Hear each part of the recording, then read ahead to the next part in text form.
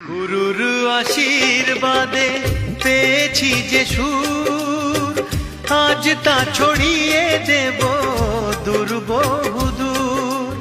ও সাধনা সফল হবে যদি গো আমায় স্নেহ দিয়ে গুরুদেব বুকে টেনে নেয়।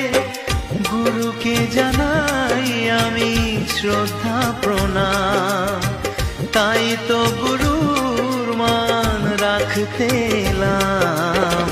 গানই আমার পূজা, গানে পরিচয়, তাই তো জীবন মোর শুধু গীতিময়।